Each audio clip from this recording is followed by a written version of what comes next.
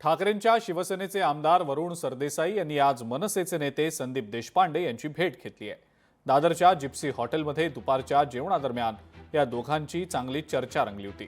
ठाकरे बंधूंच्या एकत्रित मोर्चाच्या प्राथमिक नियोजनासंदर्भात या बैठकीमध्ये किंवा या भेटीमध्ये चर्चा झाल्याचं समजतंय, तर हिंदी सक्तीविरोधात असलेली मतं देखील या दोघांनी एकमेकांसमोर मांडली आहेत। मोर्चाच्या संदर्भातच भेट होती। जो आपला 5 तारखेला मोर्चा निघणार आहे, मराठी माणसांचा मोर्चा निघणार आहे, त्याच्या आयोजनासंदर्भात प्राथमिक चर्चा करायला आम्ही भेटलो होतो। मराठीसाठी आणि हिंदीचं जे सक्ती केली जातात त्याच्या विरोधात सर्व मराठी माणूस एकवटला आहे। मला असं वाटतं या लढ्याला जर नाव द्यायचं झालं तर संयुक्त महाराष्ट्र 2.0 हे नाव अतिशय सार्थ ठरेल। वरुणजींनी काय मातोश्रीवरनं संदेश आणला होता? नाही, काय नाही, आम्ही फक्त चर्चा करायला भेटलो आणि असं नाही की आज पहिल्यांदा भेटलो, याच्या आधी आम्ही भेटलो।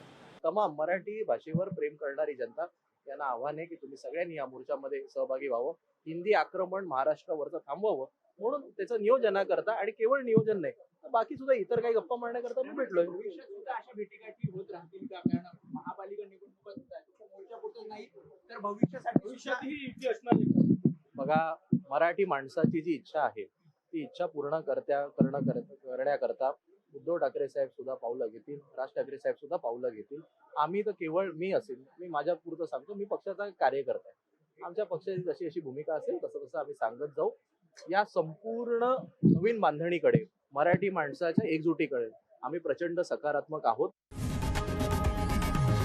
लोकशाही मराठी ऐका, पहा, जागरूक रहा।